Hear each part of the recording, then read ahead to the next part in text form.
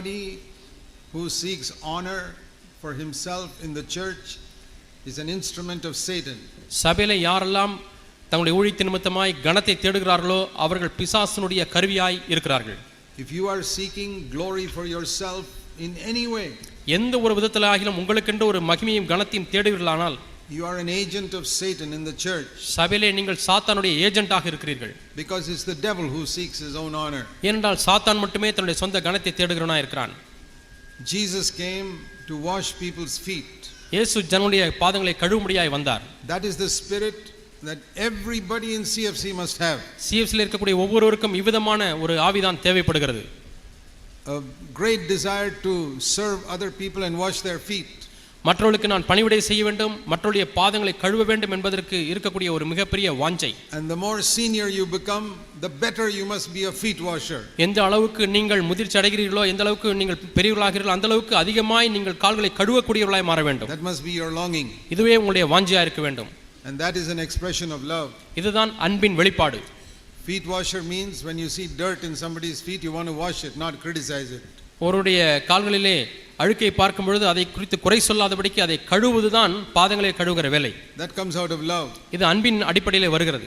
See how a mother will do anything for its little child to keep that child clean. தன்னுடைய குழந்தை சுத்தமாவதற்கு என்ன வேண்டுமானாலும் செய்வதற்கு ஆயத்தமாக இருக்கக்கூடிய ஒரு தாயை போல. That is the type of love we need to find in every brother and sister in the church. சபையிலே இருக்கக்கூடிய ஒவ்வொரு சகோதரனிடத்திலும் சகோதரியிடத்திலும் இப்படிப்பட்ட ஒரு ஆவியை தான் நாம் பார்க்க வேண்டும். If you don't have that, you must ask God to give you that. இப்படிப்பட்ட ஆவி உங்களுக்கு இல்லை என்று சொன்னால் ஆண்டவரே தாரும் என்று நீங்கள் கேட்க வேண்டும். And that is what chapter 13 is about. இதுதான் 13ஆம் அதிகாரம் சொல்லுகிறது. And he says there are so many wonderful things there in the Christian life. கிறிஸ்தவ வாழ்க்கையிலே எவ்வளவு அற்புதமான காரியங்கள் காணப்படுகிறது. Chapter 13 verse 13. 13ஆம் அதிகாரம் 13ஆம் வசனம் 1 கொரிந்தியர். Faith, hope, love. நம்பிக்கை, விசுவாசம், நம்பிக்கை, அன்பு. Now in most preaching today they say faith is the greatest thing. இன்றைக்கு காணப்படுகிற கிறிஸ்தவ வட்டாரத்திலே அதிகமான பிரசங்கத்திலே விசுவாசம் தான் பெரியது என்று சொல்கிறார்கள். They say you must have faith, you must have faith. God will do this for you, he'll do that for you. உனக்கு விசுவாசம் இருக்க வேண்டும், உனக்கு விசுவாசம் இருக்க வேண்டும், தேவன் உனக்காக இதை செய்வார், அதை செய்வார். But the Holy Spirit compares faith with love, and in this verse he says love is the greatest thing. பரிசுத்த ஆவியானவர் விசுவாசத்தையும் அன்பையும் ஒன்றுபடுத்தி காண்பித்து இங்கே அன்புதான் பெரியது என்று சொல்லி அவர் சொல்கிறார். So if you don't want to be deceived in today's world, இன்றைய உலகத்திலே நீங்கள் வஞ்சிக்கப்படாமல் இருக்க வேண்டுமானால் remember 1 Corinthians 13:13. 1 கொரிந்தியர் 13:13 நினைவிலே வைத்துக் கொள்ளுங்கள். It's easy to remember. இதை நினைவிலே வைத்துக் கொள்வது எளிது. They say 13 is a bad number in the world. உலகத்திலே 13 என்று சொன்னால் துரதிர்ஷ்டமான நம்பர் என்று சொல்கிறார், எண் என்று சொல்கிறார். 1 Corinthians 13:13 is a very good verse. ஆனால் நம்மை பொறுத்தவரை 1 கொரிந்தியர் 13:13 என்பது மிகவும் நேர்த்தியான நல்ல வசனம். When you compare faith and love, love is the greatest thing. விசுவாசத்தையும் அன்பையும் ஒப்பிட்டு பார்க்கும் பொழுது அன்புதான் மேன்மையானது. You show me a brother who's got a lot of faith and a brother who's got a lot of love, I'll choose the brother who's got a lot of love. ஒரு சகோதரன் விசுவாசத்தில் நிறைந்தவராக இருக்கிறார் என்று சொல்கிறீர்கள், இன்னொரு சகோதரன் அன்பினாலே நிறைந்தவராக இருக்கிறார் என்று சொல்கிறீர்கள், நான் அன்பினால் நிறைந்தவரையே தெரிவு செய்வேன். That brother will bless the church more. அந்த சகோதரன் தான் சபை அதிகமாக ஆசீர்வதிப்பார். It doesn't matter if you don't have too much faith. அவருக்கு அந்த அளவுக்கு அதிகமாக விசுவாசம் இல்லை என்றாலும் பரவாயில்லை. We must have faith for God's promises. நமக்கென்று கொடுத்திருக்கக்கூடிய வாக்குத்தத்தங்களிலே நமக்கு விசுவாசம் இருக்க வேண்டும். But I'm talking about faith for supernatural things. ஆனால் இயற்கைக்கு அப்பாற்பட்ட அற்புதங்களை செய்யக்கூடிய அந்த விசுவாசத்தை குறித்து நான் பேசுகிறேன். Not everybody has. அந்த விசுவாசம் எல்லாரிடத்திலும் இல்லை. Love is greater than all that. அவைகள் எல்லாவற்றை காட்டிலும் அன்பே பெரியது. And so it says in chapter 14. ஆகவே 14ஆம் அதிகாரத்திலே வாசிக்கிறோம். We must pursue after this love. இந்த அன்பை நாட வேண்டும். Everybody here. இங்க இருக்கக்கூடிய ஒவ்வொருவரும். You know, when I read a verse which says pursue after love, அன்பை நாடுங்கள் என்ற ஒரு வசனத்தை வாசிக்கும் பொழுது I get a picture in my mind. என்னுடைய மனதிலே ஒரு கற்பனை இப்படி தோன்றுகிறது. It's late at night. இரவு அதிக காலதாமதமாகி விட்டது. I am going to the bus stop to catch my bus to go home. இப்பொழுது எப்படியாவது இந்த பஸ்ஸை பிடித்து தான் என்னுடைய வீட்டுக்கு போக வேண்டும். And the last bus. அதுதான் கடைசி bus. And it has already left the bus stand. ஏற்கனவே அது பேருந்து நிறுத்தத்திலிருந்து புறப்பட்டு விட்டது. It just started. இப்பொழுது அது புறப்பட்டு விட்டது. What will I do? நான் என்ன செய்வேன்? Even if I'm an old man, I'll run. நான் வயதானவனா இருந்தாலும் கூட அந்த பஸ்ஸை பிடிக்க முடியாக ஓடுவேன். That is how we must pursue after love. எப்படித்தான் நாம் அன்பை நாட வேண்டும், நாடி ஓட வேண்டும். How many of you are pursuing after love like that? இது போன்று எத்தனை பேர் அன்பை தேடி ஓடுகிறீர்கள்? That is the last bus is going, I have to run and catch it. இதுதான் கடைசி பேருந்து புறப்பட்டு விட்டது, ஓடி போய் எப்படியாவது பிடிக்க வேண்டும். Take that verse seriously, my dear brothers and sisters. என் அருமையான சகோதர சகோதரிகளே, இந்த வசனத்தை நீங்கள் கருத்தாய் எடுத்துக்கொள்ளுங்கள். Pursue after love. அன்பை நாடுங்கள். Then you must earnestly desire for gifts to serve others. மற்றவர்களுக்கு நீங்கள் பணிவிடை செய்யும்படியாக, ஊழியம் செய்யும்படியாக நீங்கள் வரங்களை விரும்ப வேண்டும். You know, we all know the meaning of gift. வரம் என்பதனுடைய அர்த்தத்தை நாம் எல்லாரும் We அறிந்திருக்கிறோம். know what birthday gift is, wedding gift is. பிறந்த நாள் வெகுமதி என்றால் என்ன, அல்லது திருமண நாளுக்கு நமக்கு கொடுக்கக்கூடிய வெகுமதி என்றால் என்ன என்பதை அறிந்திருக்கிறோம். Always gift is for somebody else. எப்பொழுதுமே வரம் என்பது மற்றவர்களுக்கு கொடுக்கக்கூடிய காரியம். Have you ever given a gift to yourself? எப்பொழுதாவது உங்களுக்கு நீங்களே ஒரு வெகுமதியை கொடுத்து கொண்டீர்களா? No. இல்லை. Wedding gift is for somebody else. திருமண நாளின் ஒரு gift என்று சொன்னால் அது வேறு ஒருவருக்கு. Birthday gift is for somebody else. பிறந்த நாள் gift என்று சொன்னால் அது வேறு ஒருவருக்கு. Always gift is for others. எப்பொழுதுமே வரம் அல்லது வெகுமதி என்று சொன்னால் அது மற்றவர்களுக்கு தான். I've never heard anybody say I gave a gift to myself. யாருமே எனக்கு நானே திருமண நாள் என்று ஏதோ ஒரு நாள் என்று எனக்கு வெகுமதி கொடுத்து கொண்டேன் என்று சொல்வதை கேள்விப்பட்டதே இல்லை. So simple. மிகவும் எளியது. That when you seek for a spiritual gift, ஒரு ஆவிக்குரிய வரத்தை நீங்கள் நாடும் பொழுது, for whom is it? யாருக்காக அந்த வரம்? It is not for you to get honor. உங்களுக்கென்று கனத்தை பெற்றுக்கொள்ளும்படியாக அந்த வரம் அல்ல. No, it is to bless other people. மற்றவர்களை ஆசீர்வதிக்கும்படியாக. You give a wedding gift to somebody you love because you love that person, and that's why you spend a lot of money to get a gift. நீங்கள் நேசிக்கிற ஒருவருக்கு திருமண நாளில் அன்று ஒரு gift கொடுக்க வேண்டும் என்று விரும்புகிறீர்கள். நீங்கள் அந்த அளவாய் அவரை நேசிக்கிறபடினாலே அவருக்கு நீங்கள் gift-ஐ கொடுக்கிறீர்கள். So the love comes first. ஆகவே முதலாவது வருவது அன்பு. Why is it for some people's wedding you buy only something worth 50 rupees? ஏன் சிலருடைய திருமணத்திற்கென்று நீங்கள் 50 ரூபாய் மதிப்புள்ள பரிசு பொருளை மட்டும் வாங்குகிறீர்கள்? And somebody else's wedding gift you give a gift of 500 rupees. ஆனால் சிலருடைய திருமண நாளில் நின்று 500 ரூபாய் பெருமானம் உள்ள ஒரு வெகுமதியை கொடுக்கிறீர்கள். You love the other person more. ஏனென்றால் நீங்கள் அந்த நபரை அதிகமாய் நேசிக்கிறீர்கள். The first person is just some not so well known person, so you have to give some gift. முதல் நபர் அவ்வளவு அறிமுகமானவர் அல்ல, ஏதோ ஒரு gift-ஐ கொடுக்க வேண்டும். But the other one is maybe your son or somebody you love very much. அல்லது இரண்டாவது நான் சொன்ன நபர் நீங்கள் அதிகமாக நேசிக்கக்கூடிய ஒருவராய் இருக்கலாம், உங்களுடைய சொந்த மகனாய் இருக்கலாம். Then you will give an expensive gift. அப்பொழுது நீங்கள் வெளியேறப்பட்ட ஒரு வரத்தை வாங்கி கொடுப்பீர்கள். So the more we love, the more we want to give a good gift to other people. ஆகவே எந்த அளவுக்கு அதிகமாக நாம் ஒருவரை நேசிக்கிறோமோ அந்த அளவுக்கு நல்ல ஒரு வெகுமதியை நாம் கொடுக்க விரும்புகிறோம். Many years ago the Lord told me, அநேக ஆண்டுகளுக்கு முன்பதாக கர்த்தர் எனக்கு சொன்னார், if you have love in your heart for the people you are speaking to, நீங்கள் யாரிடத்திலே பேசுகிறீர்களோ அவர்கள் மீது உங்களுக்கு அன்பு இருந்தால், and you got my word in your heart, என்னுடைய வார்த்தை உன்னுடைய உள்ளத்திலே இருந்தால், I will always give you a word when you stand in the pulpit. நீ மேடையிலே நிற்கும் பொழுது எப்பொழுதுமே மக்களுக்கு பேசுவதற்கு உனக்கு ஒரு வார்த்தையை தருவேன் என்று சொன்னார். And I சொன்னார். have proved that for nearly 40 years. 40 ஆண்டுகளாக இதை என்னுடைய வாழ்க்கையிலே நான் நிரூபித்திருக்கிறேன். I only have to make sure that I love everybody I speak to. நான் யாரிடத்தெல்லாம் பேசுகிறேனோ அவளெல்லாம் நான் நேசிக்கிறேன் என்பதை மாத்திரம் நான் நிச்சயப்படுத்திக் கொள்ள வேண்டும். And I must make sure that the word of God is in my heart. அதே நேரத்தில் என்னுடைய உள்ளத்திலே தேவனுடைய வார்த்தை இருக்கிறது என்பதையும் நிச்சயப்படுத்திக் கொள்ள If I வேண்டும். have got the word of God in my heart but I don't have love for people, உள்ளத்திலே தேவனுடைய வார்த்தை இருக்கிறது, மக்கள் மீது தேவனுடைய அன்பு இல்லையானால், then I can preach from my head, it will not be from God. அப்பொழுது என்னுடைய தலையிலிருந்து நான் பிரசங்கிப்பேனே அல்லாமல் அந்த பிரசங்கம் தேவனிடத்திலிருந்து வராது. So whenever I seek to speak to people, I want to make sure I love them. ஆகவே எப்பொழுதெல்லாம் நான் மக்களிடத்திலே பேசுகிறேனோ முதலாவது நான் நிச்சயப்படுத்திக் கொள்கிற காரியம் நான் அவர்களை நேசிக்கிறேனா என்று. And then it says pursue love and then seek for gifts to give to other people. அன்பை நாடுங்கள், அதற்கு பிறகு மக்களுக்கு வரத்தை கொடுப்பதற்கு, ஆசீர்வாதம் கொடுப்பதற்கு தேடுங்கள். Every elder brother must pursue after love. ஒவ்வொரு மூத்த சகோதரன் மூப்பரும் அன்பை நாட வேண்டும். Every brother who stands up to share anything must have love in his heart.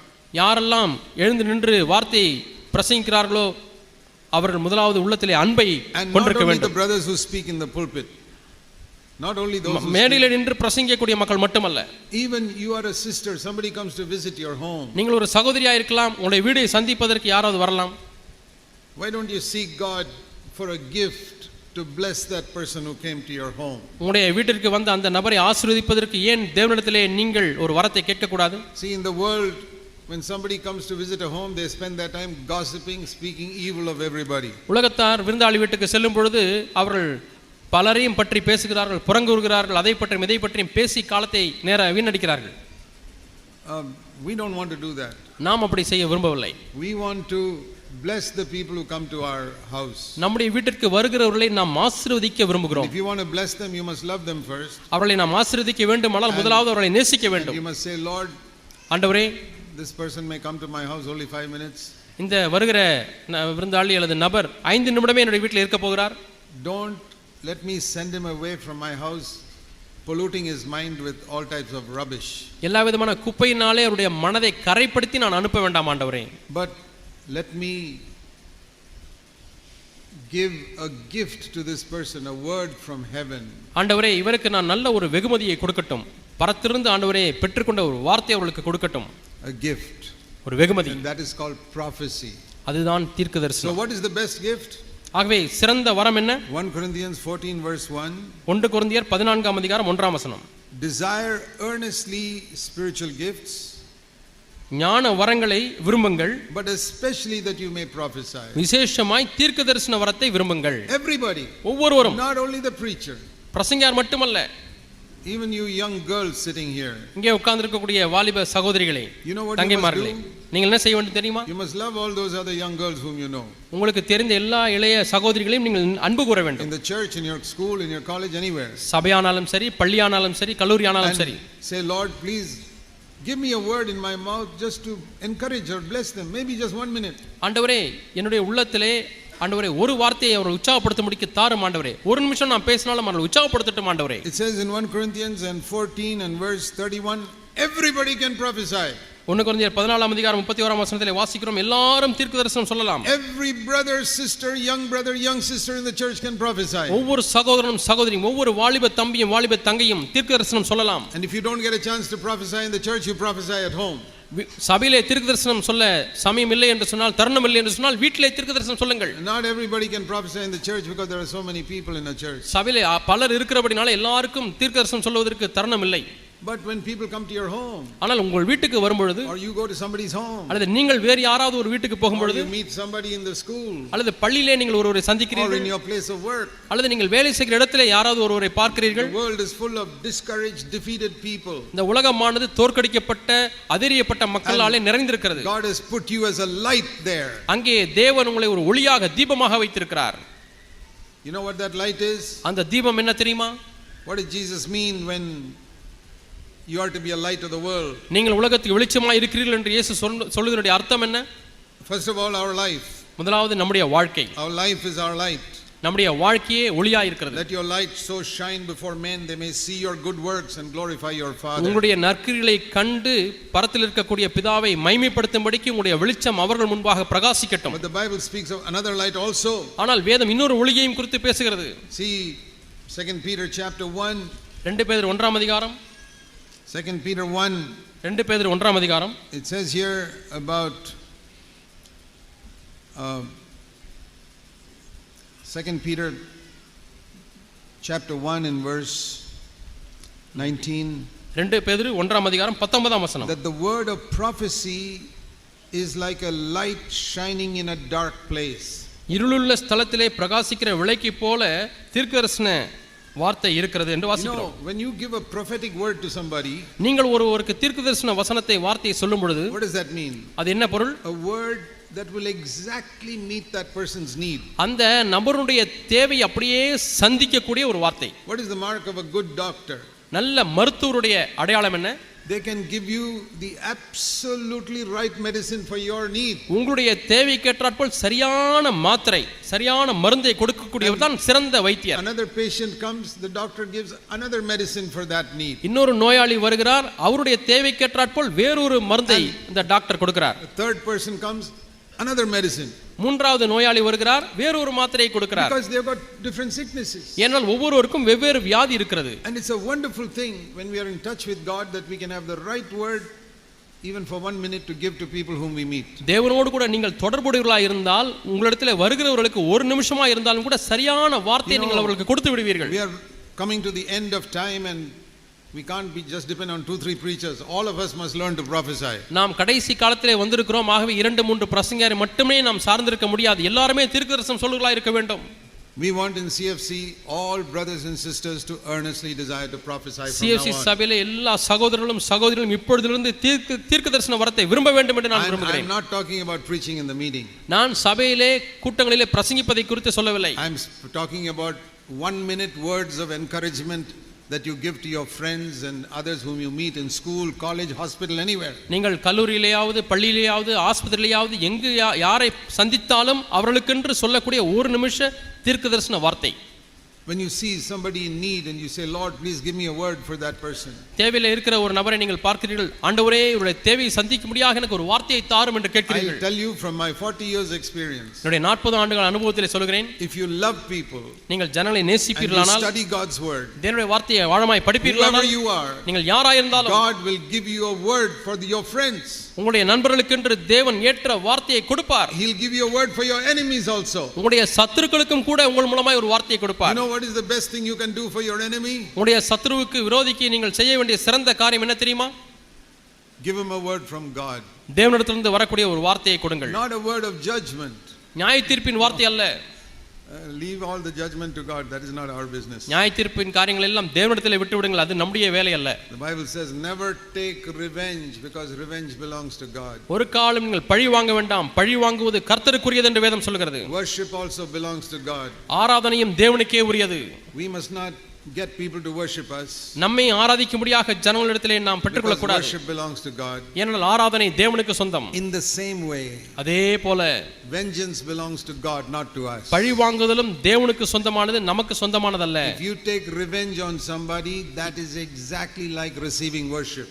நீங்கள் யார் மீதாவது பழி வாங்குவீர்களானால் அது ஆராதனை நீங்கள் ஏற்றுக்கொள்வதற்கு ஒப்பாகவே இருக்கிறது. Because two things belong to God, worship and vengeance.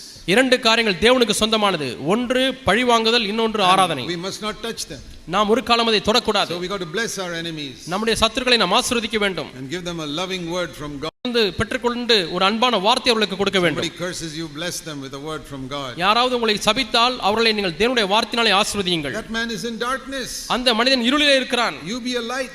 நீங்கள் ஒரு வெளிச்சமாய் இருங்கள். Don't become darkness yourself. நீங்களாகவே இருளாக மாறிவிட வேண்டாம். So this is what I mean by earnestly desire to prophesy. ஆகவே விசேஷமாய் தீர்க்கதரிசன வரத்தை விரும்புங்கள் என்று சொல்லும் பொழுது இதைத்தான் நான் சொல்கிறேன். And I hope all of you will really take this word seriously. நீங்கள் எல்லாரும் இந்த வார்த்தையை கருத்தாய் எடுத்துக்கொள்ள வேண்டும் என்று விரும்புகிறேன். Take it as a word from God. இதுவே தேவனிடத்திலிருந்து வரக்கூடிய வார்த்தையாகவே எடுத்துக்கொள்ளுங்கள். Lord, I want my heart to be filled with love for all the people I meet. ஆண்டவரே, நான் சந்திக்கக்கூடிய ஒவ்வொருவர் மீதும் எனக்கு என்னுடைய உள்ளமானது அன்பினாலே நிறைந்திருக்க வேண்டும். I want to have a word according to their need wherever I go. ஆண்டவரே, நான் எங்கெல்லாம் செல்கிறேனோ அங்கு சந்திக்கக்கூடிய மக்களுக்கு ஏற்றாற்போல வார்த்தை எனக்கு தாரும். And I want to get rid of all the useless words from my mouth. என்னுடைய வாயிலிருந்து கர்த்தாவே பிரயோஜனமற்ற வார்த்தைகள் எல்லாம் நான் நீக்கி போட விரும்புகிறேன். Let me show you Jeremiah 15, another verse the Lord gave me.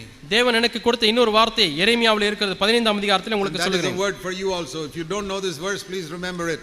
இந்த வார்த்தை உங்களுக்கு தெரியவில்லை என்று சொன்னால் இப்பொழுதிலிருந்து நீங்க ஞாபகத்தில் வைத்துக் கொள்ளுங்கள். And I'm not speaking to preachers in our church. We want everybody to prophesy. நம்முடைய சபையில் உள்ள பிரசங்கியாளர்களுக்கு மட்டும் சொல்லவில்லை, நம்முடைய சபையில் இருக்க ஒவ்வொருவரும் தீர்க்கதரிசனம் சொல்ல வேண்டும் என்று விரும்புகிறேன். Very few people have the gift to stand in a pulpit and speak, prophesy for a long time. அநேக நேரம் நீண்ட நேரம் தீர்க்கதரிசன வார்த்தையை பிரசங்கிப்பதற்கு ஒரு சிலருக்கு மட்டுமே வரங்கள் கொடுக்கப்பட்டிருக்கிறது. The Bible says you must prophesy according to the proportion of your faith. உன்னுடைய விசுவாச அளவிற்கு ஏற்றாற்போல் நீ தீர்க்கதரிசனம் சொல்ல வேண்டும் என்று வேதம் சொல்கிறது. That's what it says in Romans 12. இதைத்தான் நாம் ரோமர் 12ஆம் அதிகாரத்தில் வாசிக்கிறோம். God can give some people ability to speak for 1 hour.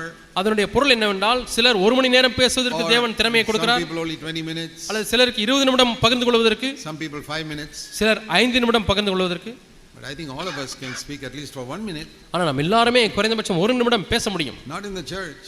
சபையில என்று அல்ல, but at home, குடும்பத்திலே, in our place of work, நாம் வேலை செய்கிற ஸ்தலத்திலே, words that will encourage others, மற்றவர்களை உற்சாகப்படுத்தக்கூடிய வார்த்தை, words that will challenge them to think about God, தேவனை குறித்து சிந்திக்கும்படியாக மற்றவர்களை சவாலிடும் வார்த்தை. I want all of you to really seek for this. நீங்கள் எல்லாரும் உண்மையாக இதை தேடும்படியாக நான் விரும்புகிறேன்.